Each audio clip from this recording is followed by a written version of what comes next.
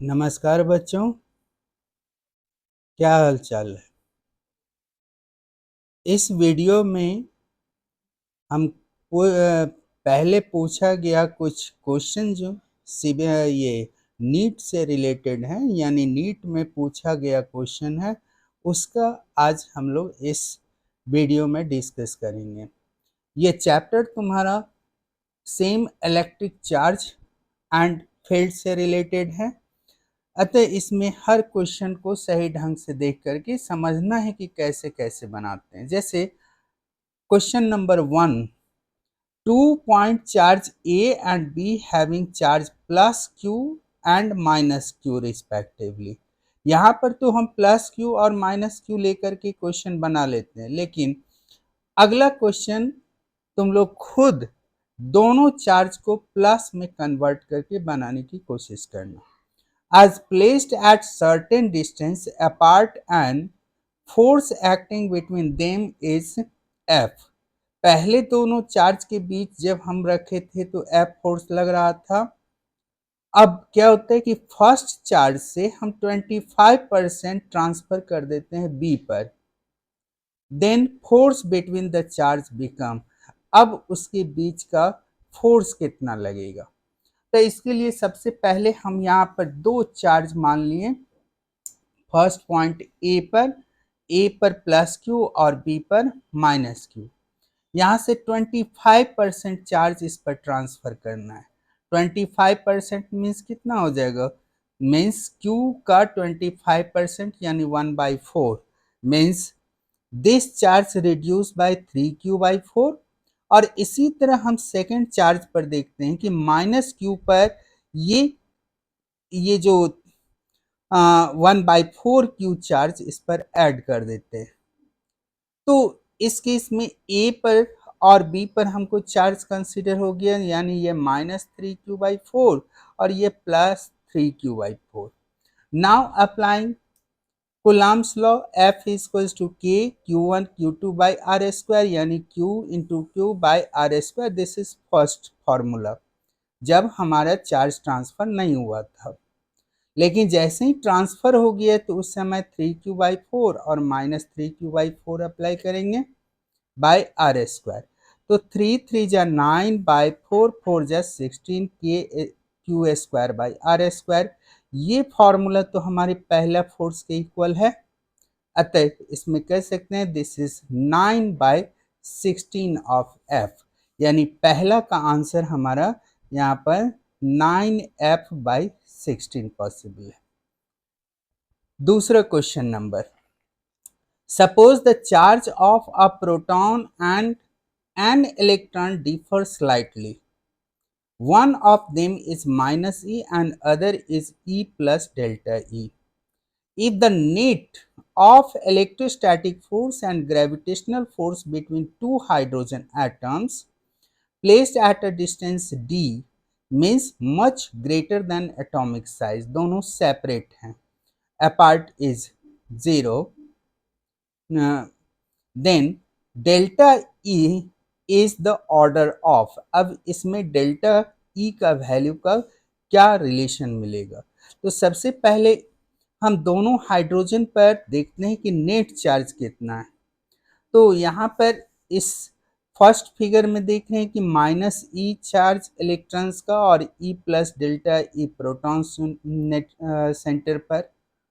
तो डेफिनेट है, यहाँ पर माइनस करो, -E plus E plus delta E, यानी ई से ई कट करके हमारे पास डेल्टा ई बचेगा, यानी डेल्टा ई चार्ज इस पर और डेल्टा ई चार्ज इस पर, दोनों हाइड्रोजन पर डेल्टा ई चार्ज।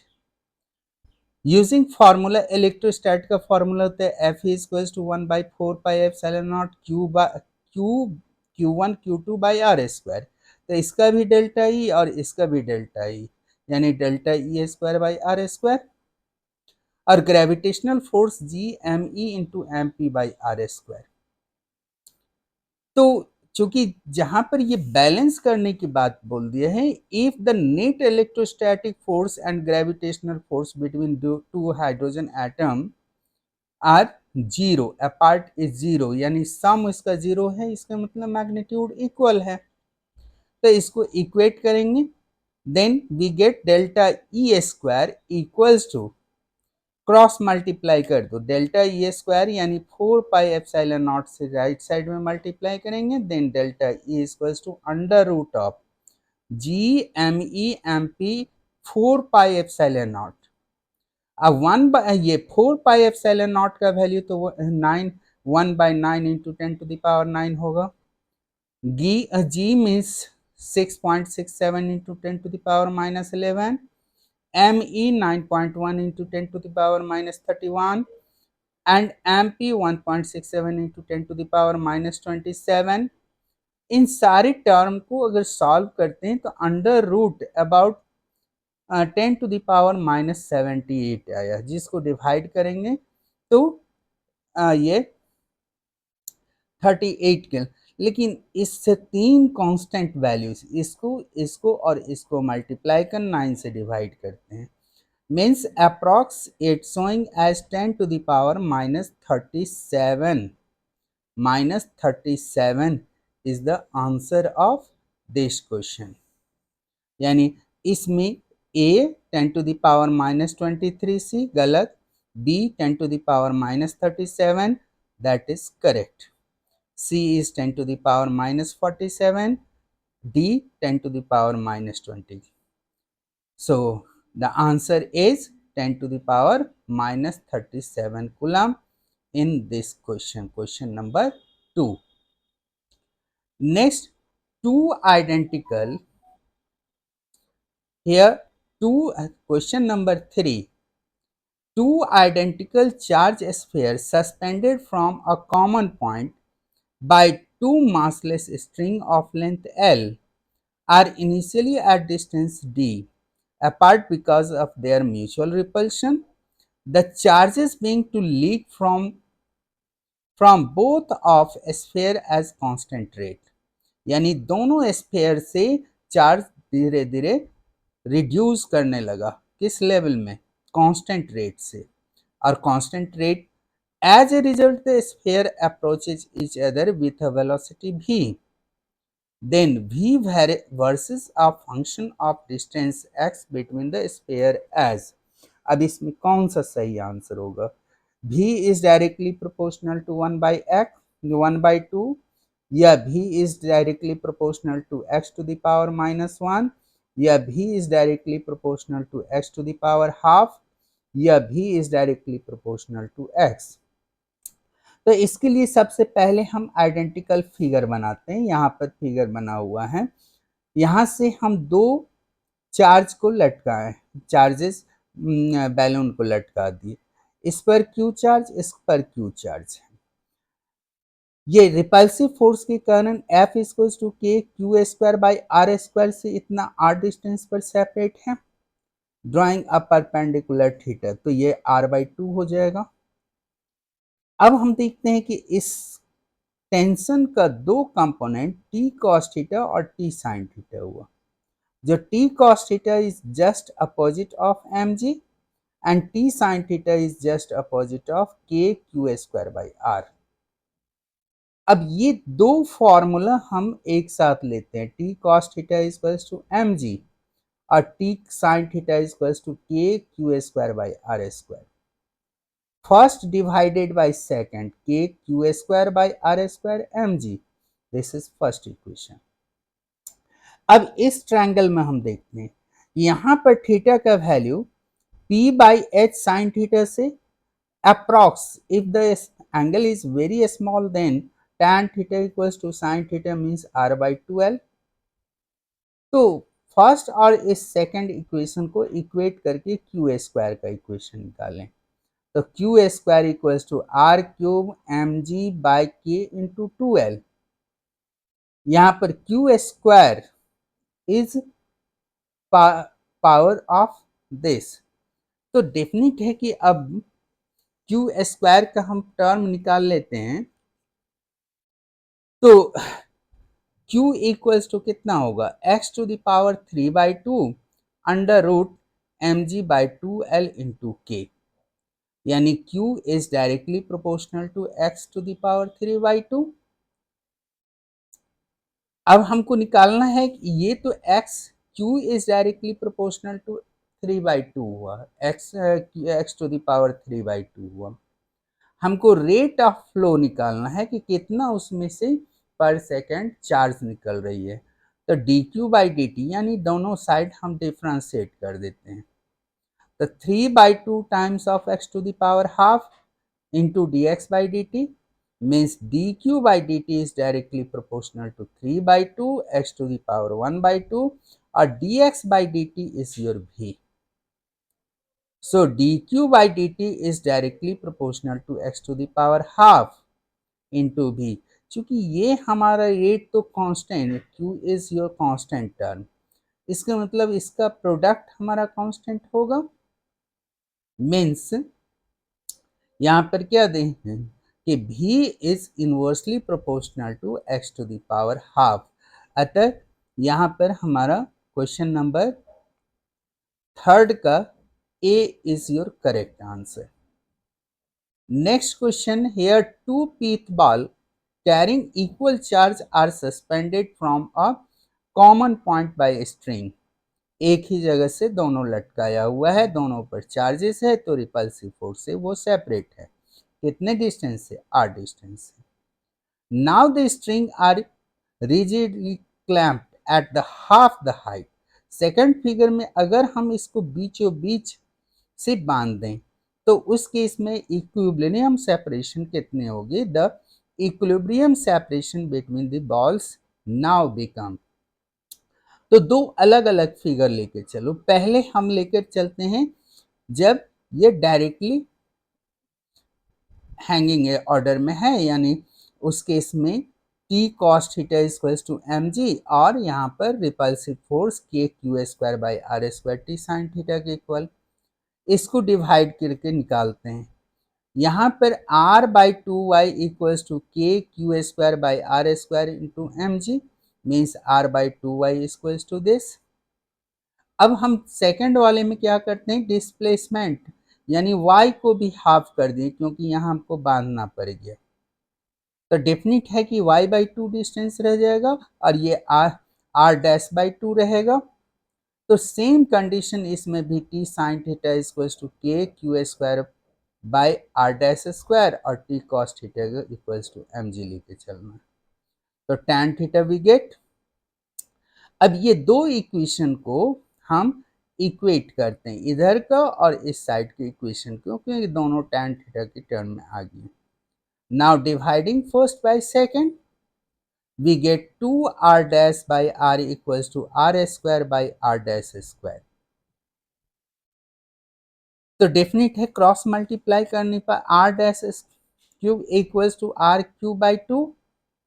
तो क्यूबिक, अगर क्यूबिक फॉर्म हटाएंगे तो r/√, ये क्यूब रूट ऑफ 2। तो यहाँ पर 2r/√3, 2r/3, 1/√2² r/√2 means D is your correct answer. Next, two positive ions each carrying a charge Q are separated by a distance D. If F is the force of repulsion between the ions and number of electrons missing from each ion will be E, being the charge on the electrons। अब ये कहाँ कितना electrons, तो इसमें भी वही charge का ही formula direct use करना है। पहला F equals to 1/4πε0 q² means q² equals to 4πε0 d² into F। तो Q का वैल्यू कितना हो जाएगा? √4πε0 d² इंटू F। लेकिन चार्ज का फॉर्मूला क्या होता है? N into E. यहाँ पर number of electrons, the number of electrons मांगा है, इसलिए N इक्वल्स टू इतना करेंगे, then N equals to this volt term divided by E. तो वोल्ट टर्म डिवाइडेड बाई ई, ई अगर डिवीजन में लेंगे तो अंदर में स्क्वायर टाइम में आ जाएगा। This is Fifth number, hence their answer is here C. Question number 6. When air is replaced by a dielectric medium of constant K, the maximum force of attraction between two charges separated by a distance, separate by a same distance, तो कितना होगा? तो ये तो already हम लोग जानते हैं कि F M equals to F air by K, यानी के टाइम्स ये रिड्यूस हो जाती है, means it decreases by K times. Question number 7. A charge small q is placed at the center of the line joining two equal charges capital Q. The system of three charges will be equilibrium if q is equals to. तो यहाँ पर भी हम तीनों charge मान लिए, ये capital Q है, capital Q, small Q and capital Q. अब यहाँ से यहाँ पर पहले फोर्स निकालो और यहाँ से इसका फोर्स निकालो, ये टोटल समेशन हमारा 0 होना चाहिए. Then 1/4 pi epsilon naught capital Q by R square plus 1/4 pi epsilon naught capital Q by R by 2 का whole square, getting capital Q equals to -4Q, hence Q equals to capital Q by 4, यानी ये charge हमारा -4 -Q/4 होगा. Point charge plus Q, 4Q minus Q plus 4Q are kept on the x-axis at point x equals to 0, x equals to a and x equals to 2a respectively. Then अब इसमें कौन सा stable होगा? Only -Q is stable equilibrium, या all the charge are in stable equilibrium, या all of the charges are in unstable equilibrium. तो definite है कि यहाँ पर तीन, ये चार्ज प्लस Q चार्ज और सेंटर पर -Q चार्ज है, तो इक्विलिब्रियम में तो है, लेकिन जैसे ही हम किसी एक चार्ज को अगर हम डिस्टर्ब करते हैं तो डेफिनेट है other charge become stronger. So it is your all the charges are in stable unstable equilibrium. Next question, an electron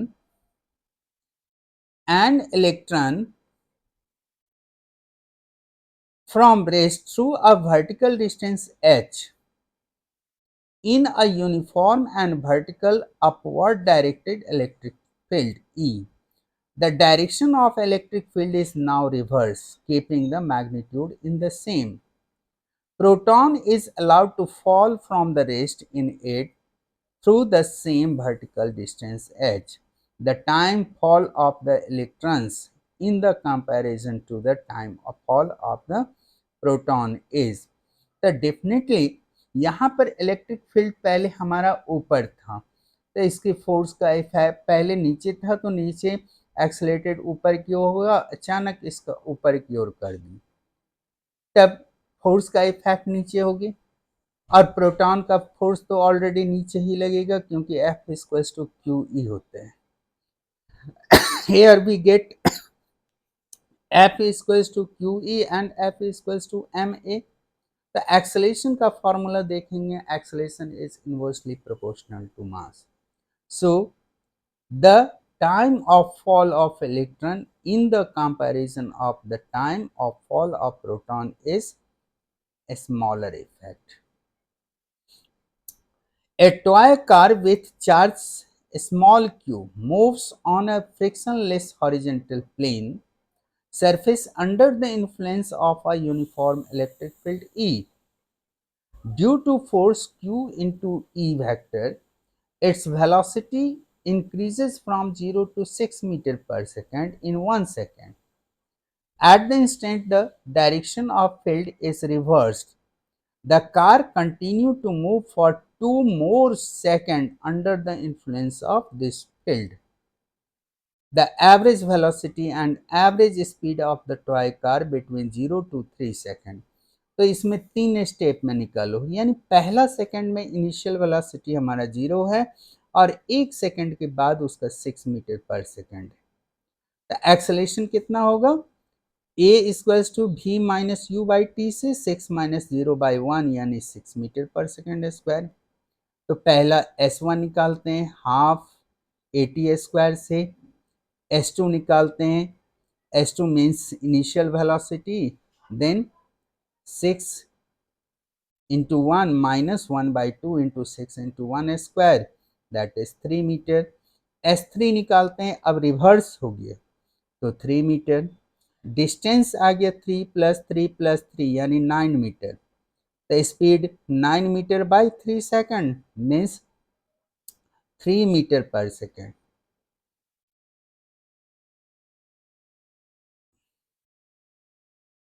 3 3 जा 9, 3 मीटर पर second. And displacement is 3 metre, तो 3 metre by 3 second which implies 1 meter per second. Hence the answer of this question number 10, question number, hence the answer is 1 meter per second and 3 meter per second. Question number 11, a particle of mass m and charge q is placed at the rest in a uniform electric field E and then release the kinetic energy attained by the particle after moving a distance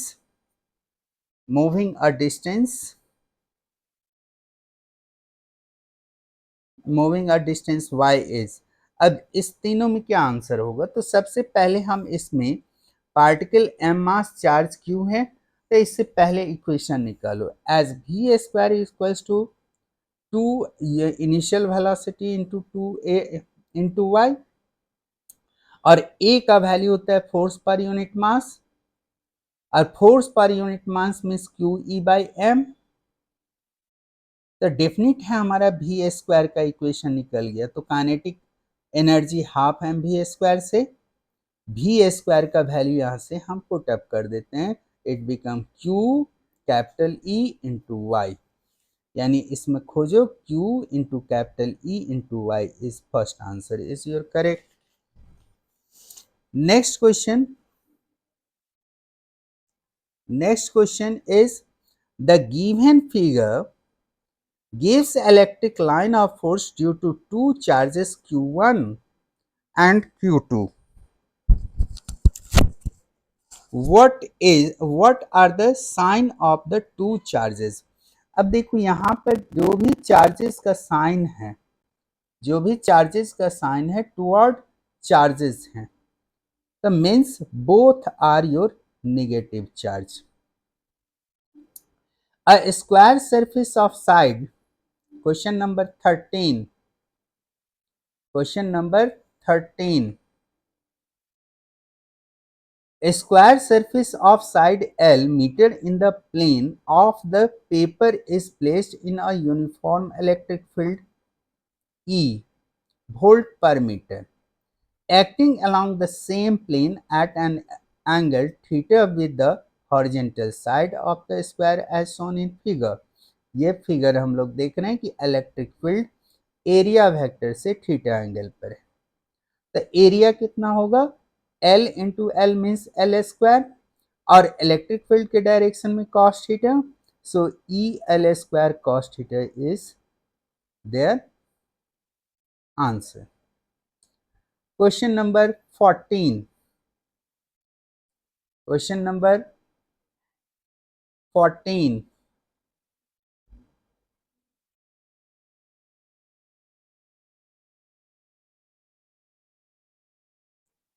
question number 14, here a square surface of side L metered in the plane of the paper, a uniform electric field E means in volt per meter also in the plane of the paper is limited only to the lower half of the square surface that are given in figure. The electric flux in SI unit associated with the surface is, अब ये square का हम देख रहे हैं कि parallel electric line of force है, यानी इसकी परपेंडिकुलर डायरेक्शन में एरिया वेक्टर होगा। The area vector or electric field lie perpendicular to each other. So cos 90 degree occurs, and due to cos 90 degree, the value becomes 0. Next question here, question number 15. An electric dipole is placed as shown in figure. The electric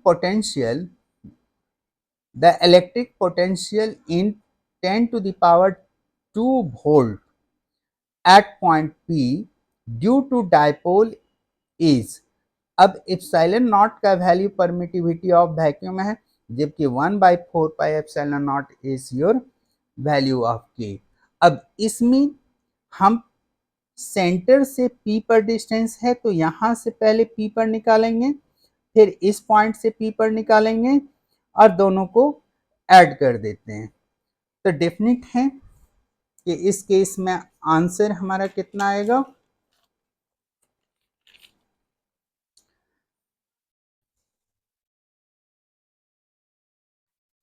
answer कितना आएगा। तो here due to V Q 1/4 pi epsilon naught Q by R1 और V minus Q2 1/4 pi epsilon naught minus Q by R square. तो V equals to, then V equals to V Q plus V Q minus, means इसमें पहले हम we Q का value निकाल लेते हैं, k into Q by 5-3 into 10⁻⁻², क्योंकि 5-3 किए तो यह सेंटर से p का डिस्टेंस है 5, जबकि सेंटर से प्लस q का डिस्टेंस है 3 सेंटीमीटर, तो मीटर में कन्वर्ट कर देंगे, kq into 10⁻²/2। Similarly, for minus q charge we get. Hence, V is equals to Vq potential due to positive charge and potential due to negative charge. Adding, we get common as kq 10⁻². Then 1/2 minus 1/8. It becomes 3/8 times of kq into 10⁻². Hence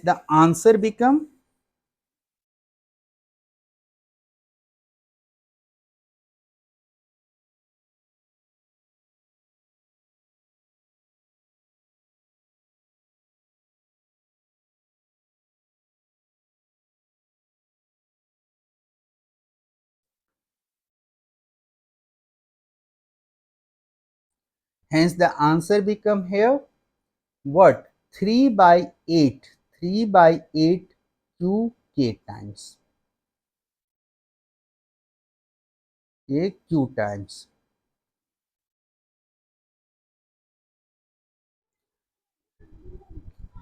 Next question number 16. 2-point charge minus q and plus q are placed at a distance of L as shown in figure. Minus q and plus q are separated by L distance.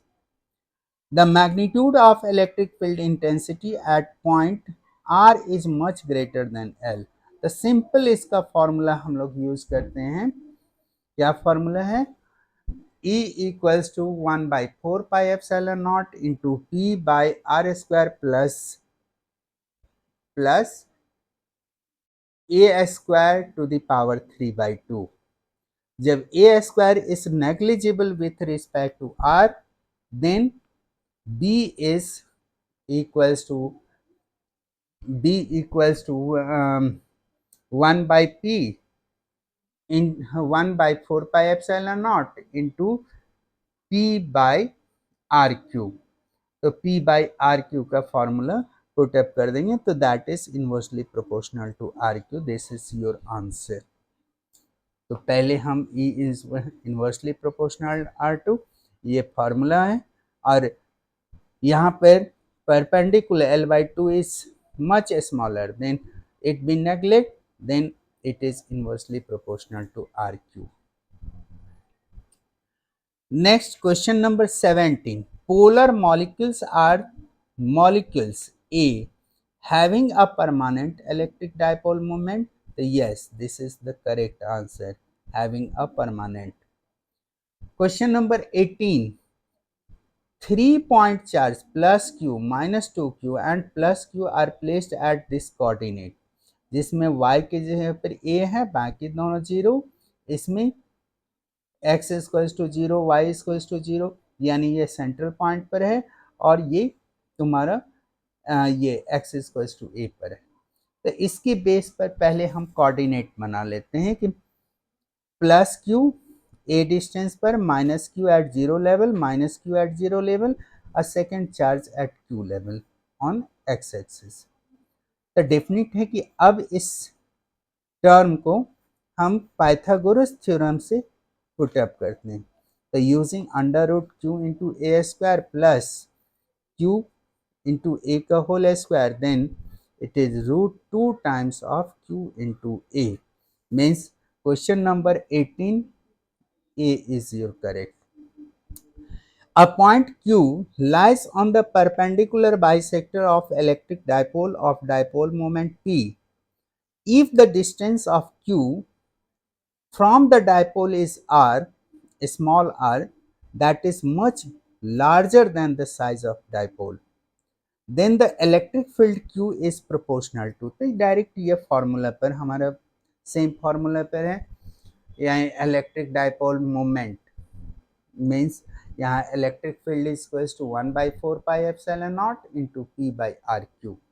तो P directly proportional P and directly proportional to R Q.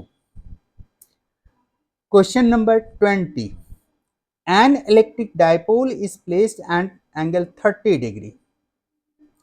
Electric field intensity E का value दिया, theta का value दे दिया और torque का value दे दिया। Calculate the magnitude of charge on the dipole if the dipole length means 2a is 2 centimetre is given. तो 20 नंबर में हमारा torque equals to P E sine theta और E के जगह पर P के जगह पर Q इंटू 2A लेंगे into E sine theta, hence Q equals to torque by 2A times of E sine theta. अब सबका वैल्यू पुटअप कर देते हैं। टॉर्क 4 है, 2A डिस्टेंस 2 सेंटीमीटर यानी 2 into 10 to the power minus 2, electric field is given and sine 30 degree is given, so it is 2 milli coulomb is the answer of question number 20. Question number 20.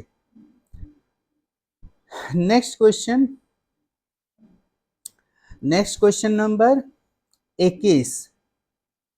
An electric dipole is placed at an angle of 30 degree. Same type का question है, इसलिए same ही question है, इसलिए 2 metre coulomb per इसमें टिक लगा देंगे।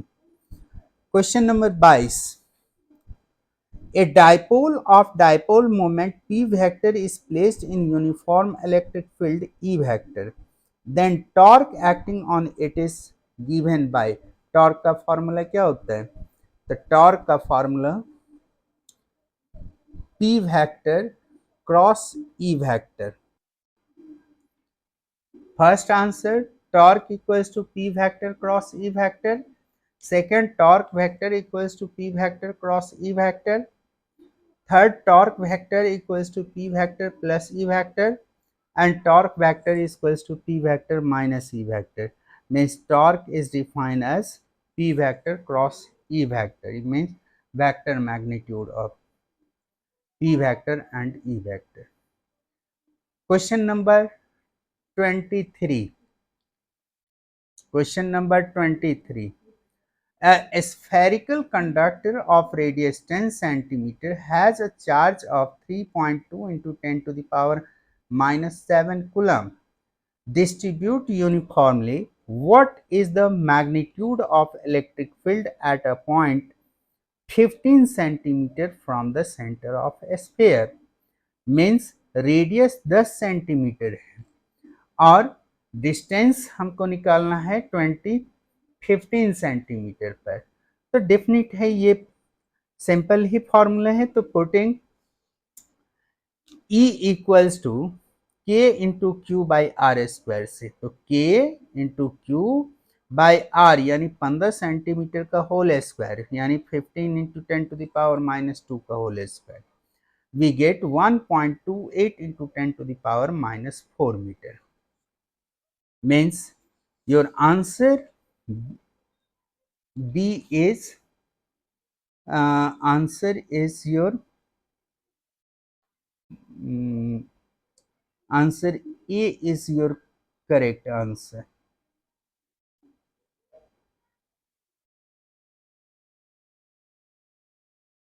Here we have to minus charge in this case, so A is correct. Question number 24.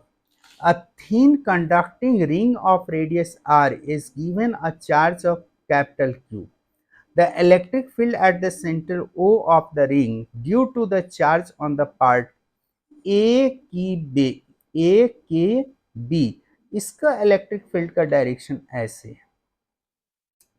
The electric field at the center due to the charge on part A C D B यानी इतने part के कारण निकालना है। तो इसका electric field का और इसका इलेक्ट्रिक फील्ड का एक दूसरे को तो कैंसिल करेगा, तो बचेगा केवल सी डी का। तो C D along k direction means E along OK direction is their correct answer. Electric field at the center O of semicircles of radius A having linear charge density lambda is given as, अब ये semi circle और semi circle का charge density lambda दिए, तो इसके कारण इस point पर इलेक्ट्रिक फील्ड कितना होगा, तो इसको भी पॉइंट वाइज हम लोग निकालते हैं।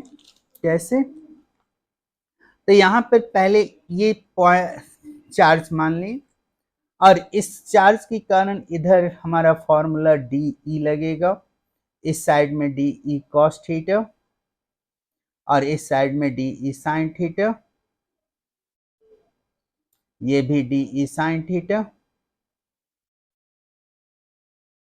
तो D E sine theta cancel two each other, only dE 1/4 pi epsilon naught into dq by a square into cos theta. अब dq is written as lambda into dl and dl is written as arc into angular displacement. तो a into d theta by a square cos theta. अब यहाँ पर इसको electric field को integrate कर देना है कि ना, कितना, -π/2 टू +π/2, यानी यहाँ पर -π/2 है और ऊपर ये +π/2।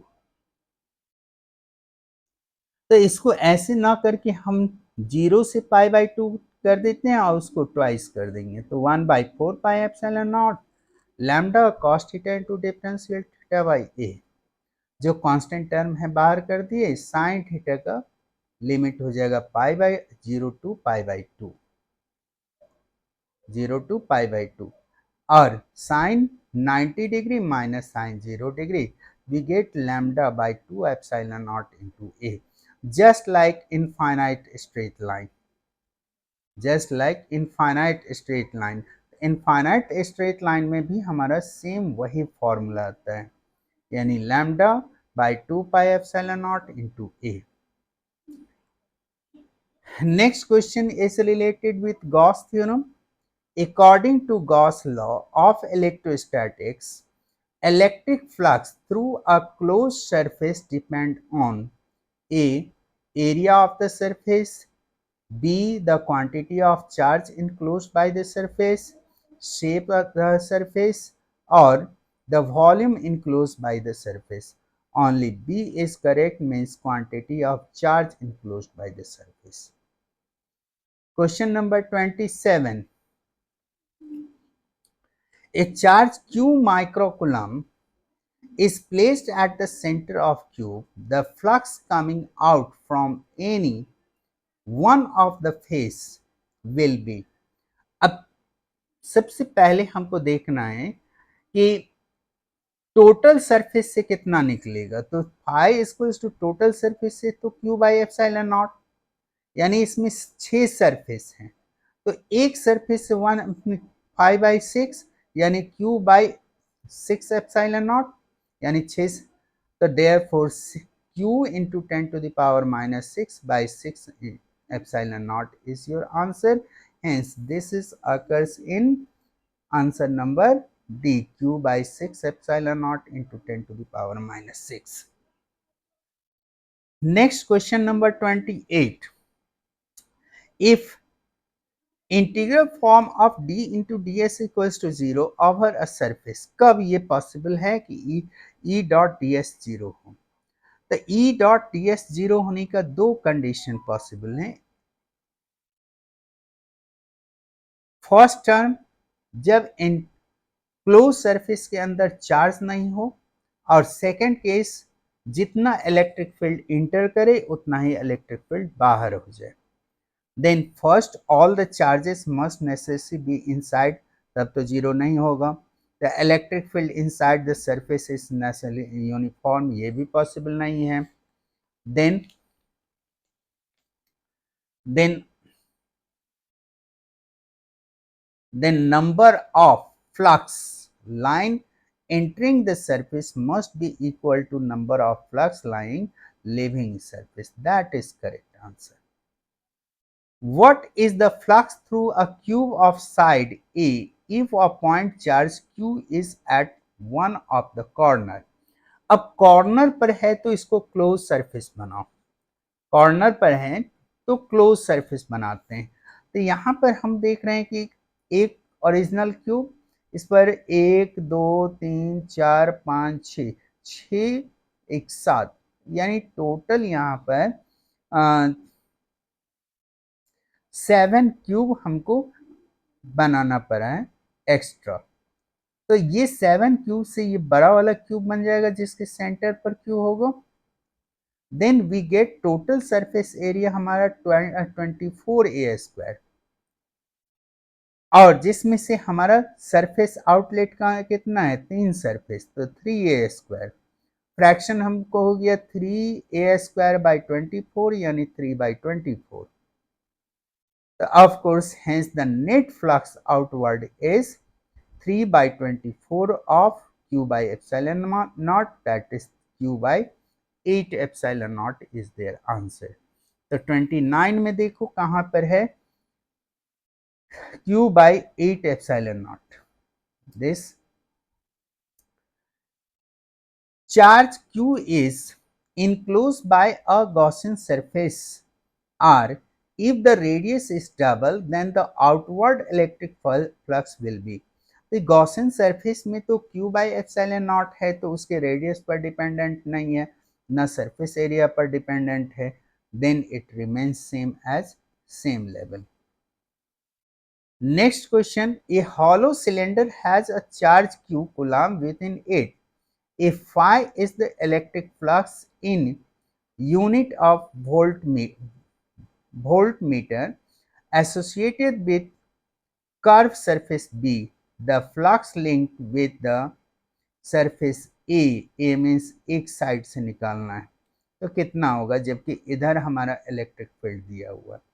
तो of course first of all we get the total surface area, phi A plus phi B plus phi C equals to q by epsilon naught, जबकि phi A और phi C is equal but in opposite equal.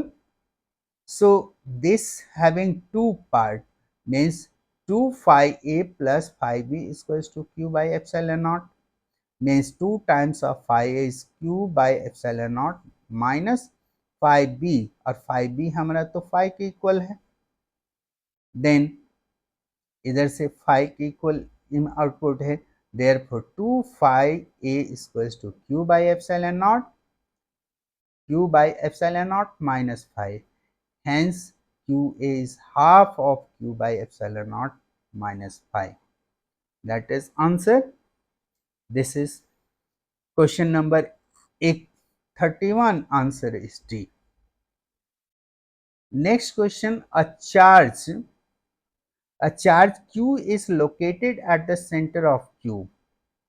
The electric flux through the any phase is the simple one side पर तो हम लोग निकाले हैं कि Q by 6 epsilon not होगा, तो उसको 4 पाई से मल्टीप्लाई एंड डिवाइड कर दो, 4 पाई से मल्टीप्लाई एंड डिवाइड कर देते हैं, तो 4 pi Q by 6 into 4 pi epsilon naught is their answer, यानी 32 का आंसर हो जाएगा 4 pi Q by 6 times of 4 pi epsilon not.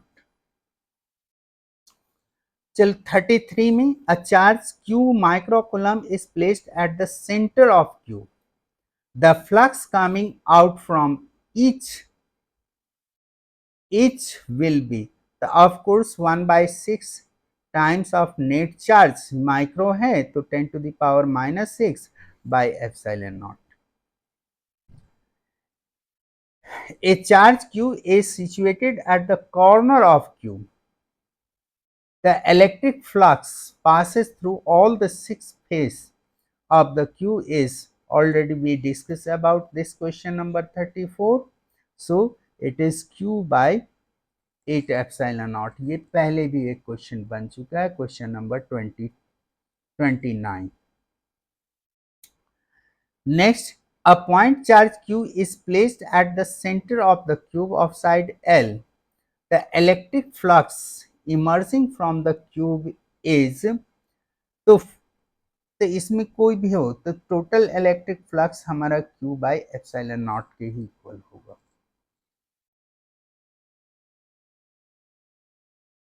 Next is application of Gauss law पर, जैसे a hollow metal sphere of radius r is uniformly charged.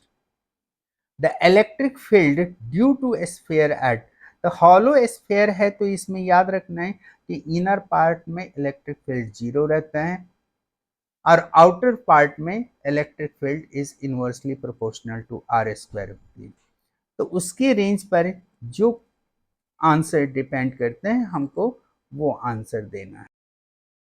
Just as answer is given 0 as r increases for r is less than capital R, तो इसमें तो 0 रहेगा, and decreases as r increases with capital R, तो r का small r का value बड़ा होगा तो ये E is inversely proportional to r square. Two parallel infinite line charges with linear charge density lambda plus lambda or second is minus lambda are placed at a distance of 2r in the free space. What is electric field at middle? तो इसका हम लोग पहले भी निकाल चुके हैं Gauss's law से और विदाउट गॉसेस लॉ से कि इनफाइनाइट लेंथ वायर का lambda by 2 pi epsilon naught into r होता है। क्योंकि यहाँ पर दोनों चार्ज एक दूसरे के अपोजिट हैं तो इलेक्ट्रिक फील्ड का डायरेक्शन हमारा सेम हो जाएगा, hence answer become 2 lambda by lambda by 2 pi epsilon naught, lambda ये 2 से मल्टीप्लाई और डिवाइड हो जाएगा तो ये बच जाएगा d equals to lambda by pi epsilon naught into r। Next question number 38, electric field at a distance 3r by 2 from the center of a charge, यानी ये बाहर है conducting sphere shell of radius capital R is E. The electric field at a distance charge conducting spherical shell, फिर यहाँ पर shell का नाम ले लिया, तो शेल का नाम ले लिया तो इनर पार्ट r by 2 हमारे इनर पार्ट में हो जाएगी, hence the answer is 0. Question number 19, a hollow insulated conducting sphere is given as positive 10 microcoulomb what will be the electric field at the center of sphere if radius। तो इस case में भी same answer हमारे पास है, क्योंकि हाँ जैसे ही hollow sphere बोल देगा तो इनर पार्ट में हमेशा 0 रहेगा। That's okay. And now everyone requested to subscribe this channel for more and more videos of your ये NEET एग्जाम से ये CBSE exam as well as your competition other exam.